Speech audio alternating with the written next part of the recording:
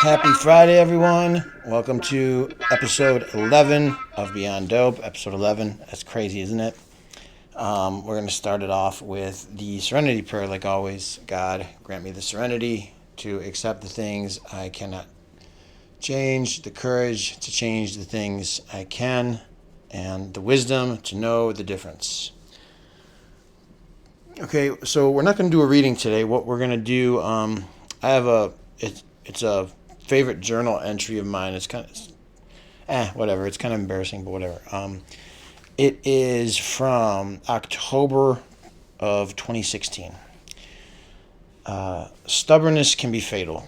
Listen to people. You don't always need to use their advice, but you should always take it.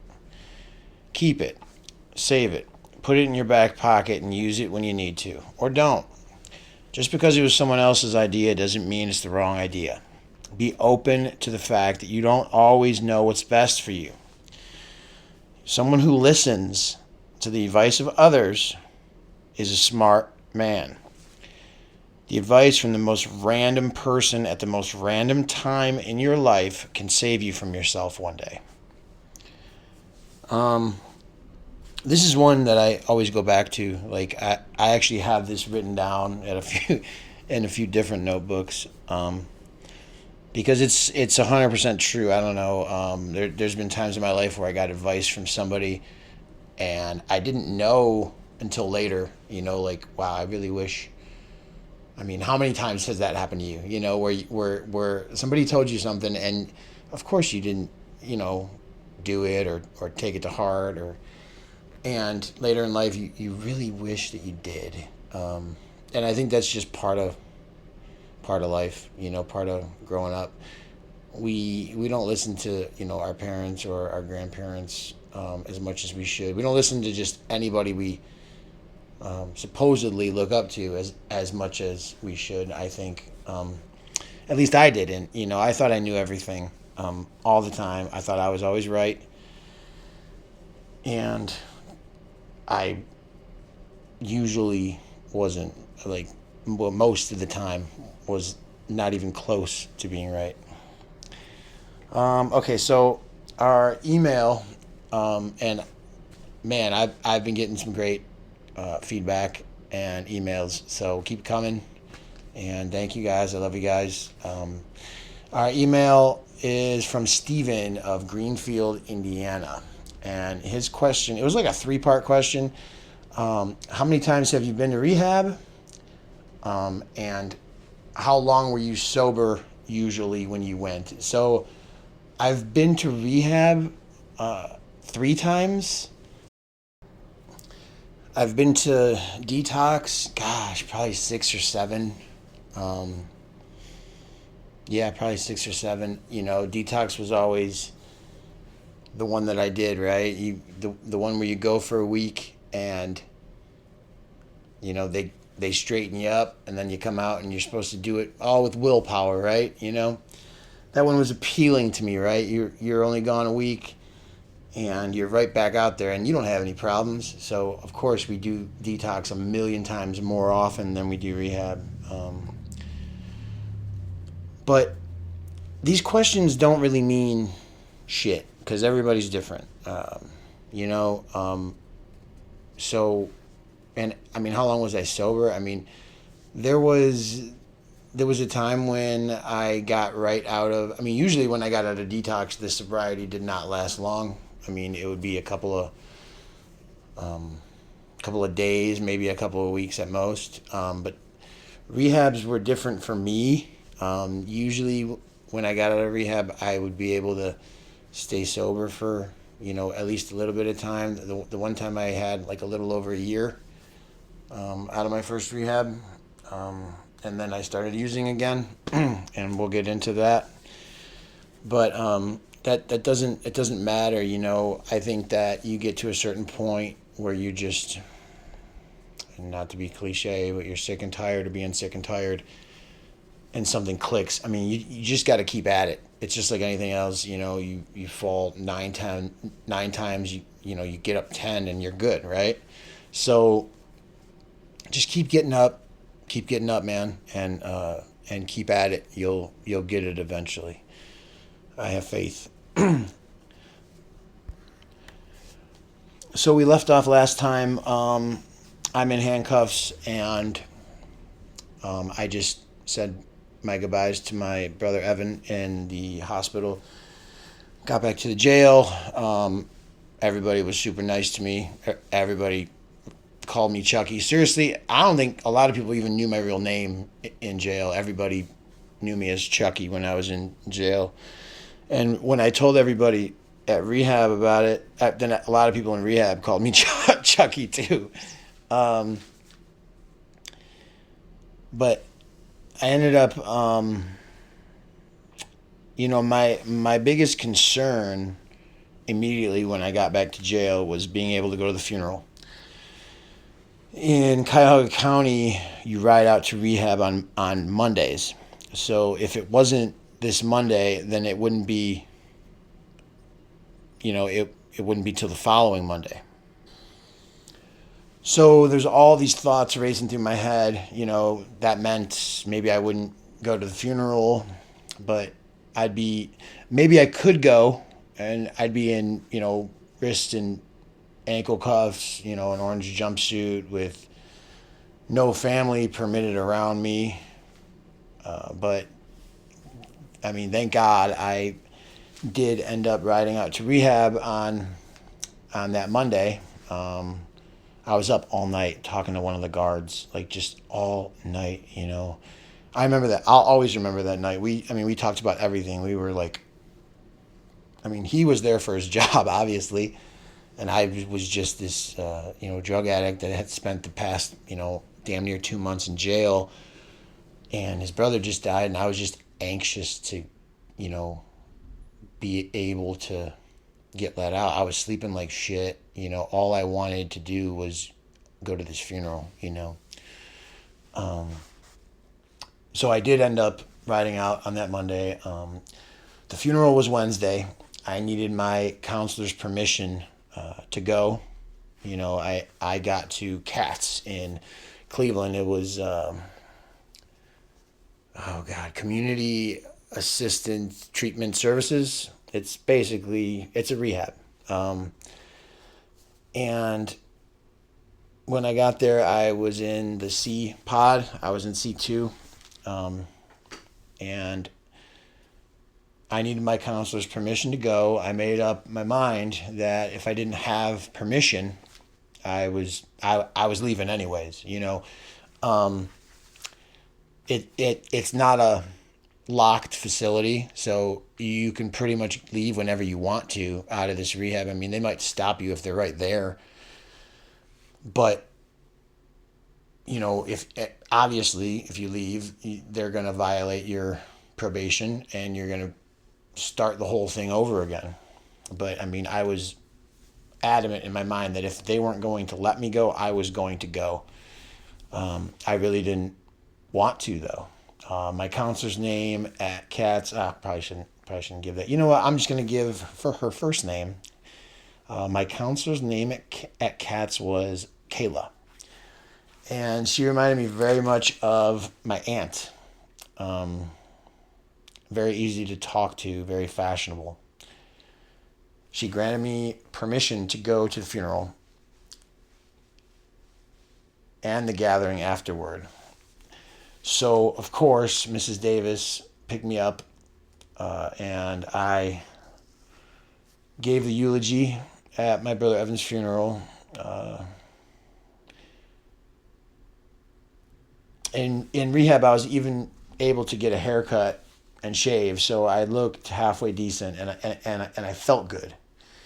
I rode from the funeral home to the church, which was Holy Name in Cleveland, which was right across the street from Katz, with my uncle, my aunt, and my cousins, Emily and Gabe. I will always remember that car ride because they were all so nice to me. They all had such encouraging, nice things to say. After the eulogy, my uncle came up to me, all teary-eyed, and word for word, I don't know, but it was something like, you did great. And then he went into, saying some very positive things about my rehab. And he gave me a big hug. Amber's sister was there with her mom. My son was a pallbearer with me. And it was such a strange event. It was so nice to see him and hold him and just cry together. But here's this little boy who I'm seeing for the first time in probably like 4 months. And it's at the funeral of somebody that he pretty much considered a brother, and he's helping me carry his casket. So he grew up very quick back then, and it was really fucking hard, and everybody was worried that I was going to end up leaving rehab and relapsing, which was shitty because they had enough going on. They didn't need to be worrying about me. One thing I realized in a huge way, when you're on drugs, your senses are all just numb, and we've talked about that, feeling fresh, just like brand new, like you're feeling all this shit again. Just everything you feel, you can't express normally. I was so anxious, I was shaky. I had given eulogies before, but this was the first I ever really did it sober. Normally, with me being sober a month, all my senses were getting, they would usually get the best of me. I felt every tear, every painful thought. At the same time, I was thankful for feeling them. I spent 28. Well, not 28. I was 28 at the time, but I spent a lot of years running and hiding from such just sweet emotions. Everything happens for a reason, I guess, and so many people told me that, everything happens for a reason. This is your chance. Everything had to happen just right for you to be here. You have people looking down, watching over you. If I had $1 for everybody that told me something like that, I'd probably have like $20 only, but still.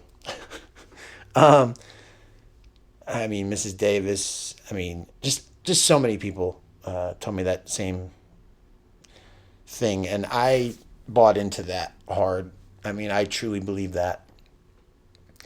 So many things had to happen to make me feel how I felt, to make me ready to be sober. So much had to align exactly right. When I got back to rehab, a guy named Mike came up to me. He had just rode in from the county jail, and he came up to me and he goes, "Are you Johnny?" He said, and I said, "Yeah, man, what's up?" And he goes, "I just rode in from county with your girl. She wanted me to tell you that she loves you, and that we're gonna get through this." That was a cool moment. Me and Mike were friends instantly. When Mrs. Davis dropped me off, she gave me $50 in singles, along with a bunch of board games. I bought Mike a pop, which I know it sounds like a small act, but when you're coming from a county jail, from being on drugs into a rehab, That pop is like, I mean, you would pretty much do anything for that Coca-Cola in that moment. We got to, we sat and talked. I got to know him a little bit. And for the next few days, I was, obviously I was depressed. I didn't have classes yet, so I laid around, just kind of, grieving, thinking about my brother.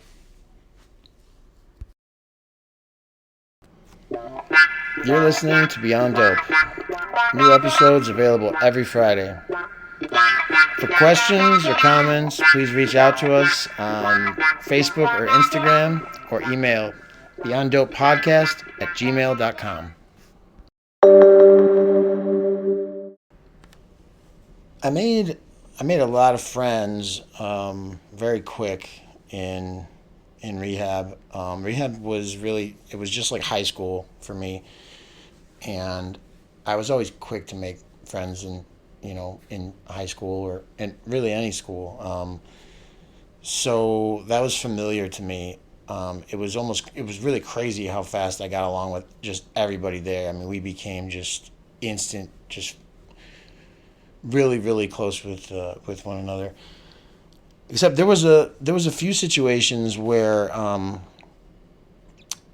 we were all pretty much in the same programs. Intervention in lieu programs, which meant that we did something,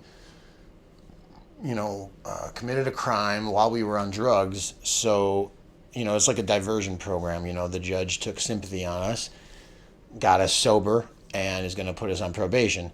So the other kind of people that we were with in these programs were drug dealers, because they had gotten caught with a lot of drugs, and this, telling the judge that you have a drug problem and getting some, cushy rehab and being on probation is a lot better than, you know, um, going to prison for, 15 years. So a lot of drug dealers at the time took advantage of, just the opiate epidemic. All you really had to do to avoid doing time, well, first off, I mean, you really could always avoid it by giving somebody up, right? I mean, they kept you out on the streets, even making money, as long as you were willing to give somebody up. But even when you did go down, as long as you said you did drugs, you got off pretty easy. So, and it was, obviously it was great if you had a problem. There was programs out there that would help you. But now we're in, rehab with these same people that sold drugs. So that was a problem. That was a big problem. This one situation, this guy had just got there, and man, we made fun of this guy forever because he did some of the dumbest shit I've ever seen anybody do, and just how he talked. He had these weird phrases that he would use, and I'm not gonna get into it, but man, this dude was such a piece of fucking work. Anyways, he the one day he told me to leave the room. He said, "Hey, can you leave the room? I gotta talk to this guy real quick. I know him from the street." All right, and he was referring to this kid who had just got there. Okay, and I walked up to him, and I'm like, "Hey, what's your story? Where you from? Yada yada." I was all about that. I was all about making somebody's first day in the pod as best as it could be. Because that was all I had to fucking do. Was talk to people, try to lift spirits and shit. So I tried to do that as much as I possibly could, and I think we all did a good job of that when we were in there. But this dude got to the pod, and he's like, "Hey, let me talk to this guy. He's my people from the streets." All right, that's the term that he used. So I left, and this dude's alone with this guy in a room. And about 20 minutes later, this new guy comes walking over to, kind of where me and these other 3 or 4 guys hang out, playing cards. And he's like, "Man, that dude just said that I owed him money. And I'm like, what? He's like, yeah, man, he said I owed him $50. He's like, I never met that motherfucker in my life. Like, he was like trying to extort people in rehab, bro. Like, and I don't know what he even wanted the money for. Like, I mean, he pretty much could have gotten, if you, I mean, all we had, yeah, we had maybe some cigarettes every once in a while, or like some dip, and they had vending machines. But like, do you want Skittles and chewing tobacco so bad that you're gonna? It was just an insane fucking situation.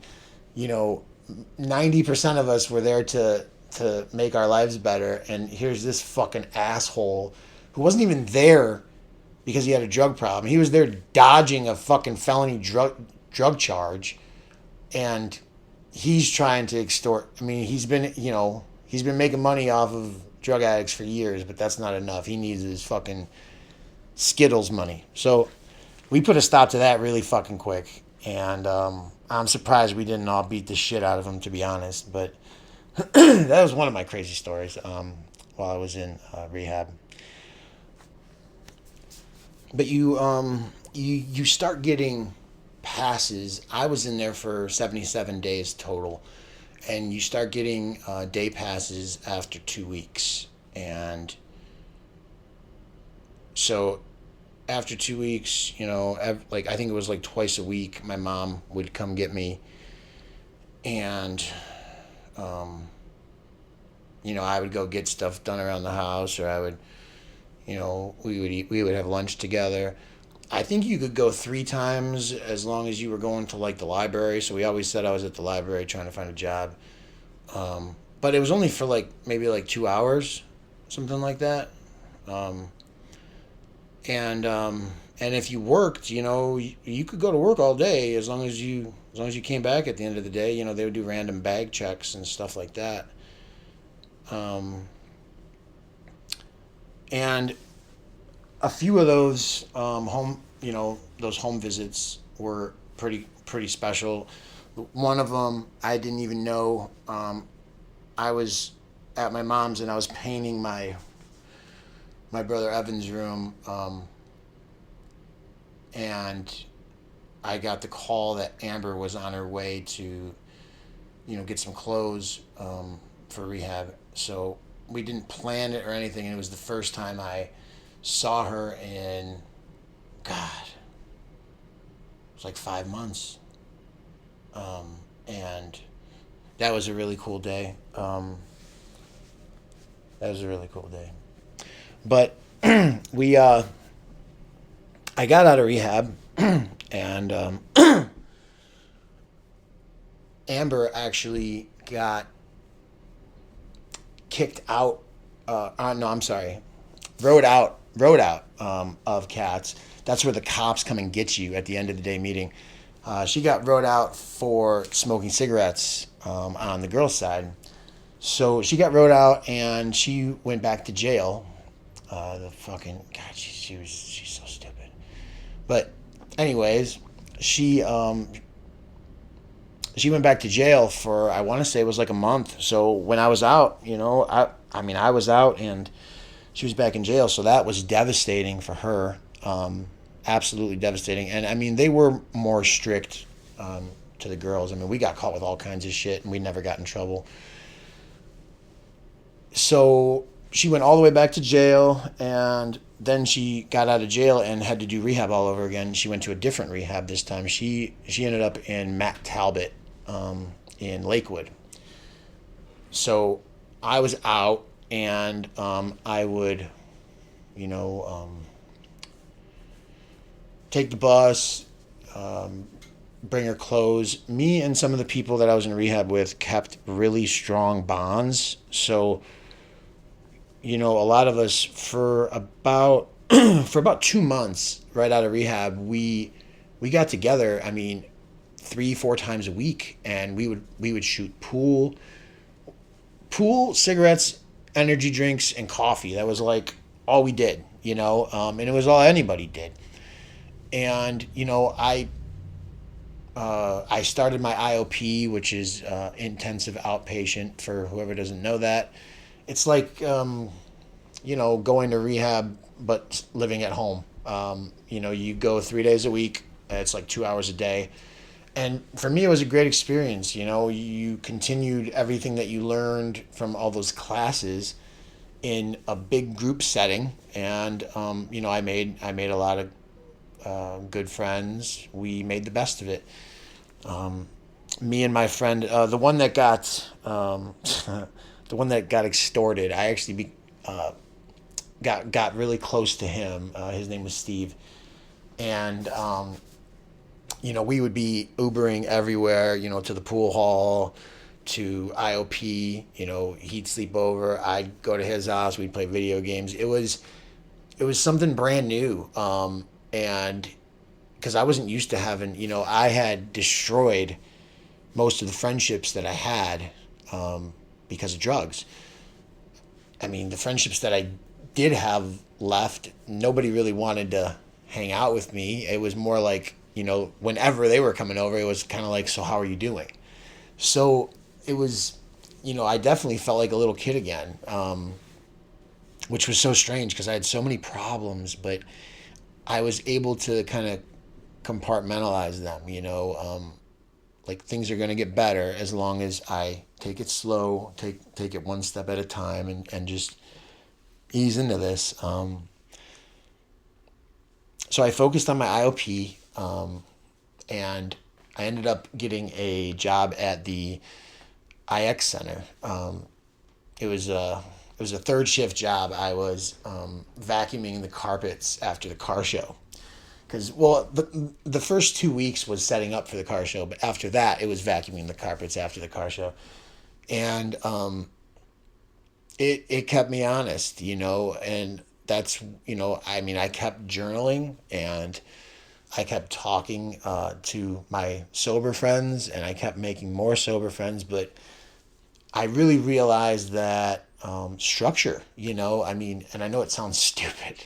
There's this class that you actually take at CATS, and it's called TFAC, Thinking for a Change.